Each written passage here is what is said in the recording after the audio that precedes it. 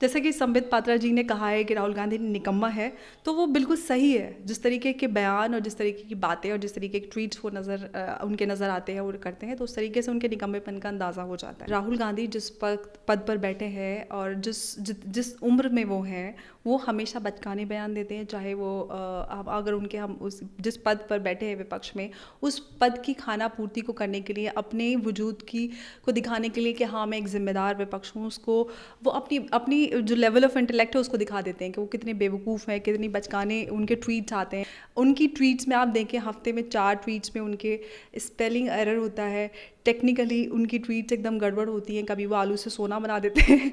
इस तरीके की जो बातें करते हैं, आप उनसे क्या उम्मीद लगाते हैं कि वो देश के बारे में सोचते हैं? सिर्फ वो ये दिखावा करने की कोशिश करते हैं कि वो एक जिम्मेदार विपक्ष हैं और वो सरकार से सवाल कर रहे हैं, जबकि उनके सवाल टेक्निकली गलत होते हैं। उनको खुद नहीं पता कि वो क्या सवाल करना चाह रहे हैं। तो पहले वो खुद पढ़ लिख जाएँ, इतने समझदार बन जाएँ, थोड़े बड़े हो जाएँ, तब वो शायद सरकार से सवाल करने की हिम्मत। 50 से ऊपर हो गए और कितने बड़े होंगे? नहीं, बट उम्र से कुछ नहीं होता ना। तो अभी यहाँ से तो अभी छोटे हैं, यहाँ से बड़े नहीं हो पाए हैं। वो यहाँ से अभी उनका भेजा थोड़ा सा अभी 1 ग्राम का ही रह गया, उससे उनका दिमागी विकास नहीं हो पाया है।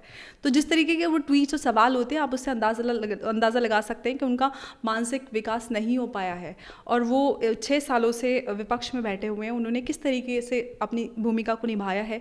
किसी मुद्दे पे आप जाएँ, वो हमेशा वो देश के विरुद्ध खड़े पाए जाते हैं। तो आप विपक्ष में नहीं, आप देश के विरुद्ध हैं। आप हमेशा देश विरोधी ताकतों के साथ खड़े नज़र आते हैं। तो कहीं ना कहीं आपकी जो नीतियां हैं उनमें कमी है, और आपका जो नेतृत्व है वो भी गलत है। आपका कोई नेतृत्व ही नहीं कर रहा, आप सिर्फ और सिर्फ अपना एक परिवारवाद चला के रख रहे हैं। आप एक अपनी पार्टी के लिए आपके लोग जो होते हैं वो आपकी चमचागिरी कर रहे होते हैं। तो इस तरीके से देश में राजनीति नहीं होती है।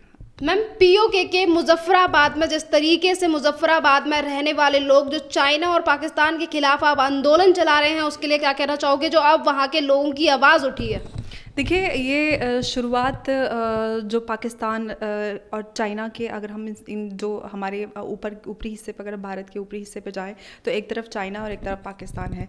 तो जो पहले पाकिस्तान ने ऑक्यूपाई किया हुआ है कश्मीर का हिस्सा, वो है भारत का, हमारा हिस्सा है। लेकिन उसमें अब चाइना जो है टू फेस वॉर करने की कोशिश कर रहा है, क्योंकि एक तरफ पाकिस्तान है और एक तरफ चाइना, दोनों तरफ से मिलकर वो भारत को बंद करना चाह रहे हैं ऊपर की तरफ से। क्योंकि पहले ही एक तरफ से तिब्बत है ऊपर की तरफ, और जो माओ जिंग थे उन्होंने कहा था कि तिब्बत सिर्फ एक हथेली है, और उनकी फिंगर पॉलिसी की उसकी बात की थी उन्होंने, जिसमें लद्दाख और अरुणाचल प्रदेश, नेपाल और भूटान, उन सबको उन्होंने कब्जाने की बात की थी। लद्दाख का, जिसको हम गलवान घाटी के हम पूरे मुद्दे पे आजकल हम सब बात कर रहे हैं, और 1962 में उन्होंने वो कश्मीर का 10% हिस्सा कब्जा लिया था, जो कांग्रेस की कमी रही थी। उसको आज फिर जब वो जो गलवान नदी है उसके इस पार उस पार उन्होंने कुछ कैंप, अपने टेंट लगाए हैं, और उनको गैर कानूनी तरीके से वो और ज़मीन को कब्जाने की कोशिश कर रहे हैं। जो उनकी फिंगर पॉलिसी थी उनके एक्स चेयरमैन की, उसको पूरा करने के लिए वो अब टू फेज़ वॉर को दोनों तरफ से अपनी उसको कंप्लीट करने के लिए उन्होंने CPEC का निर्माण भी किया है। चाइना और पाकिस्तान ने मिलकर वो उसको कंप्लीट करने के लिए उनकी ये पूरी साजिश है कि अपने उस CPEC को कंप्लीट करना चाहते हैं कि जब वो CPEC जाएगा तो वो हिंदुस्तान से होकर जाता है, जिसमें जो गलवान नदी है उसके ऊपर से होकर जाएगा। तो वो पाकिस्तान और चाइना मिलकर हिंदुस्तान के उस पूरे भाग को पूरे तौर से कब्जाना चाहते हैं। जो 1962 में कांग्रेस की कमी की वजह से हमारा हिस्सा चीन ने कब्जा लिया था, आज भी चाइना वो गलती कर रहा है। वो सोच रहा है कि ये 1962 का भारत है, ये आज का भारत है, ये नरेंद्र मोदी का भारत है।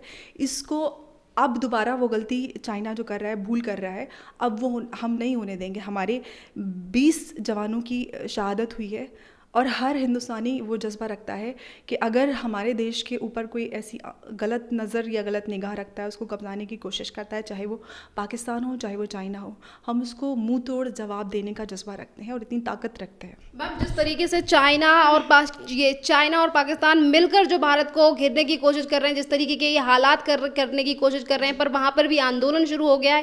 पाकिस्तान जिसके साथ कोई खड़ा नहीं है, चाइना के साथ कोई है नहीं, सिर्फ एक नॉर्थ कोरिया के अलावा अलावा और 1-2 देश और हैं जो उसके साथ हैं, बाकी के देश सारे इंडिया के साथ खड़े हैं। तो आपको नहीं लगता कि जिस तरीके से ये पाकिस्तान सपोर्ट करने की कोशिश कर रहा है चाइना को, तो ये और भी भारत से तो उसके रिश्ते खराब हैं ही, यहाँ से तो वहाँ पे आयात निर्यात रुक ही चुका है उसके लिए, क्या ये अपने लिए मुसीबतें खड़ी नहीं कर रहा है? देखिए, पाकिस्तान को तो जो उनके कटोरे में पैसे चवन्नियाँ डाल दे वो उसके हो जाते हैं। उनका अपना कोई ग्राउंड नहीं है, वो अपने उनके कोई सिद्धांत नहीं है जिनके साथ वो कोई डिप्लोमेटिकल टाइज करके कुछ करना चाहते हैं। उनको सिर्फ चाइना से कुछ पैसे या उनकी कंपनी उनके कंट्री में कुछ इन्वेस्टमेंट मिल गया है, जो कि उन्होंने अब वहाँ पे अपना रंग दिखाना शुरू कर दिया है। वो पाकिस्तान में जो उनकी चाइनीज़ कंपनीज़ हैं वो उनके एम्प्लॉइज़ को बोल रही हैं कि आप दिन में नमाज नहीं पढ़ सकते हैं, आप नहीं जा सकते हैं।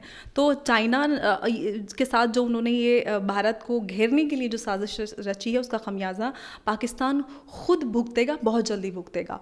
और यहाँ तक कि पाकिस्तान से क्रिश्चियन लड़कियों को और बल्कि और जो गरीब मुसलमान लड़कियाँ उनको बेचा जाता है, उसके खिलाफ आवाज़ नहीं उठाती। और उइगर मुसलमानों को लेकर भी आवाज़, जी, उसके खिलाफ भी आवाज़ नहीं उठाते। वैसे तो वो भारत के मुसलमानों की उनको बड़ी फिक्र होती है, जहाँ पर मुसलमानों को सबसे ज़्यादा राइट्स मिले हैं। अगर माइनॉरिटीज़ की बात करें तो पूरे विश्व भर में ऐसी कोई कंट्री नहीं है जिसने हिंदुस्तान से ज़्यादा माइनॉरिटीज़ को राइट दिए हों। उसकी फ़िक्र पाकिस्तान को बड़ी होती है, लेकिन उइगर मुस्लिम के साथ क्या व्यवहार चाइना करता है, उस पर कभी पाकिस्तान ने एक आवाज़ नहीं उठाई। बल्कि कोई भी देश, मुसलमान देश की बात करें, किसी ने आवाज़ नहीं उठाई।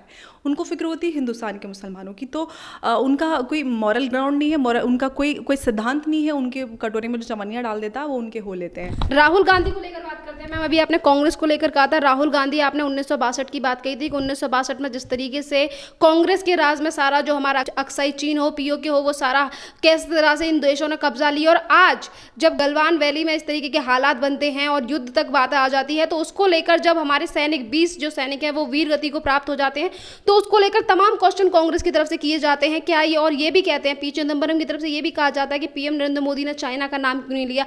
और कल जब चीन की सेना 2 किलोमीटर पीछे हट जाती है गलवान वैली से, तो उसको लेकर कांग्रेस का कोई नेता ट्वीट या फिर कोई बयानबाजी क्यों नहीं करता?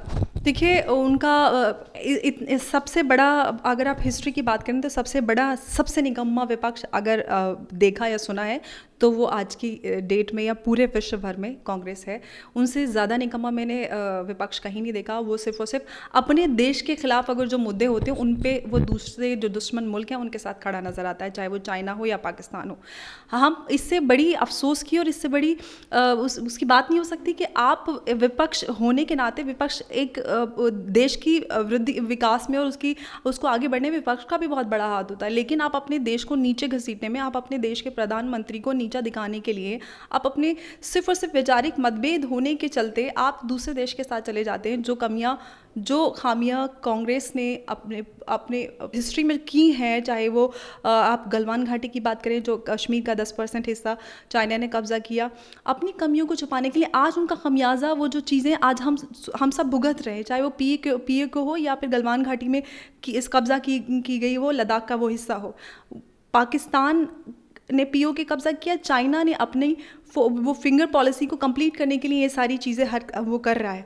दोनों तरफ से वो हिंदुस्तान को घेरने की साजिश रच रहा है। ये ओछी राजनीति जबकि विश्व भर में ये पेंडेमिक और ये महामारी से लोग जूझ रहे हैं, उससे लड़ने की कोशिश कर रहे हैं। चाइना ने पूरे विश्व में इस वायरस को फैलाया, अपने आप उस वायरस से निपट गया और अब उस परेशानी के दौर में वो भारत पे इस तरीके की उनके हमला करता है, साजिश करता है।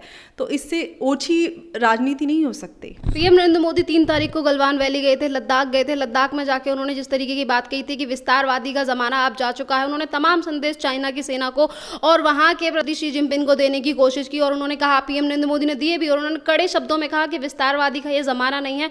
और उसके बाद जब एनएसए अजीत डोभाल ने चाइना के विदेश मंत्री वांग यी से बात की, तो जिस तरीके से चाइना ने अपने कदम पीछे रख लिए, और जब वो पूरे विश्व भर में घिरा हुआ है, ऑस्ट्रेलिया ने भी कह दिया है कि उसकी जांच होनी चाहिए कि किस तरीके से वायरस उन्होंने फैलाया, तो हर तरीके से जब चाइना घिरा हुआ तो क्या उसे समझना नहीं चाहिए कि ये भारत और 1962 वाला भारत अलग है। अगर यहाँ पंगा लेने के लिए वो कोशिश करता भी है तो यहाँ पर सरकार ने हमारी सेना के हाथ खोल दिए। देखिए, आप जबकि माननीय प्रधानमंत्री मोदी जी वहाँ पर गए और सैनिकों को संबोधित किया, और उसके बाद कि जिस तरीके से चाइना 2-3 किलोमीटर पीछे हटा है, तो उसके मुझे लगता है अब चाइना को समझ में आ जाएगा कि इनफैक्ट डोनाल्ड ट्रंप ने भी जानते हैं कि तिब्बत हमारा है, POK हमारा है, गलवान घाटी हमारी, लद्दाख का चाइना से कोई लेना देना नहीं है।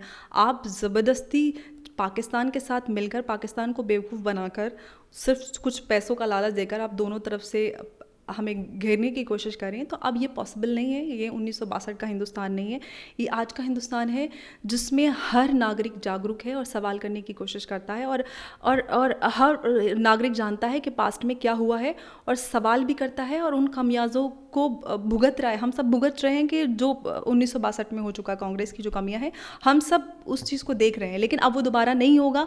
अब चाइना पीछे हटेगा और उसको हटना पड़ेगा। मैम, अभी आपने डोनाल्ड ट्रंप का नाम लिया। डोनाल्ड ट्रंप ने जिस तरीके से आज उनके व्हाइट हाउस की तरफ से बयान आया, उन्होंने ये कहा गया कि अगर चाइना कोई भी हरकत करता है तो हम भारत के साथ हैं, और वो हमेशा से भारत के साथ खड़े रहे हैं। इस तरीके की बात भी डोनाल्ड ट्रंप की तरफ, मतलब उनकी सरकार की तरफ से, व्हाइट हाउस की तरफ से कही है। दूसरी तरफ एक और बड़ा झटका दे दिया है चाइना को अमेरिका की तरफ से, कि अब उन्होंने भी ठान लिया है कि टिकटॉक को जिस तरीके से इंडिया में बैन किया गया है, अब अमेरिका में भी बैन होने वाला है और ऑस्ट्रेलिया में भी। देखिए, अब चाइना को झटका लगना बहुत ज़रूरी है। डोनाल्ड ट्रंप ने पहले भी ट्वीट करके कहा था कि तिब्बत हिंदुस्तान का है, और सब जानते हैं, यहाँ तक कि US ही नहीं बल्कि फ्रांस ने भी हिंदुस्तान को सपोर्ट करने की बात कही है, और ईरान ने भी चाइना को कड़ा रुख दिखाया है कि अगर आप इस तरीके की ऊँची हरकत करते हैं तो हम आपके साथ नहीं हैं। तो विश्व जानता है कि क्या चीज़ किसकी है, सबको पता है कि तिब्बत, POK, लद्दाख, गलवान सब हमारा है। मैम, टिकटॉक को लेकर, जो टिकटॉक अब अमेरिका पे आ रही हूँ, फिर उसके बाद मैं यही बता रही हूँ कि टिकटॉक से को बैन करके चाइना को हम मज़ा चखा सकते हैं, क्योंकि सबको पता है कि भारत की जो ज़मीन है, चाइना ऊंची हरकतें कर रहा है, हम इकोनॉमिकली उन पर वार करके उनको मज़ा चखा सकते हैं, क्योंकि चाइना की एक ही ताकत है, इकोनॉमी। जिस तरीके से वो विश्व भर में अपने उन्होंने पैर फैलाए हैं और उसको मजबूत किया है, तो ये एक रास्ता ये है, चाहे वो US हो, चाहे वो इंडिया हो, या फिर वो अन्य कोई भी देश हो, इस तरीके से हम चाइना की कमर को तोड़ सकते हैं। मैम, अभी मैंने टिकटॉक की बात की, तो जब भारत में टिकटॉक को बैन किया गया था, उसके साथ उनसे टैप और भी ज़्यादा, और भी उन्हें प्रतिबंध लगाया गया था उन पे भारत में, तो कांग्रेस की तरफ से तमाम क्वेश्चन उठाए गए थे, लिबरल्स की तरफ से तमाम क्वेश्चन उठाए गए थे टिकटॉक को लेकर, जहाँ तक कि TMC की सांसद नुसरत जहाँ भी बोलती हैं कि टिकटॉक को क्यों बंद किया, उससे काफ़ी सारे लोग बेरोजगार हो गए। तो क्या कहना चाहोगे? और उस पर कुछ लोगों ने ये भी कहा कि जो 30 करोड़ PM केयर फंड में दिए गए थे वो भी वापस करो। देखिए, उनको नहीं पता है कि किस चीज़ का क्या इम्पैक्ट होता है और क्या कैसे काम कर रहा है। उनको नहीं पता कि टिकटॉक के ज़रिए हिंदुस्तान से कितना बड़ा फंड कमाया जा रहा है, कितना पैसा कमाया जा रहा है। वो ये हवाला देती हैं कि बहुत सारे जो टिकटॉकर्स थे वो बेचारे बेरोज़गार हो जाएंगे, उनके पास कोई काम नहीं है। वो यही चाहती हैं कि भारत के युवा सिर्फ और सिर्फ नौटंकी करके पैसे कमाएं। वो ये नहीं चाहती कि भारत के युवा पढ़ें लिखें और समझदार बनकर कुछ काम करें और अपनी पहचान बनाएं। और ऐसा ही नहीं है कि टिकटॉक सिर्फ एक मीडिया में, बहुत सारे ऐप और हैं। अगर कोई टैलेंट है, अपनी किसी कला को प्रदर्शित करना चाहता है, यूट्यूब के ज़रिए ऑलरेडी लोग करते आ रहे थे। तो आप सिर्फ और सिर्फ दूसरे, मैंने वही कहा कि वैचारिक मतभेद के चलते हमारे देश में राजनीति का स्तर इतना गिर गया है कि हम अपने सिर्फ वैचारिक मतभेद होते हुए उसको बनाए रखने के लिए आप दूसरे देश के साथ चले हो जाते हैं, अपने देश के विरुद्ध खड़े हो जाते हैं। तो इससे बड़ी दुख की, इससे बड़ी अफसोस की बात नहीं हो सकती।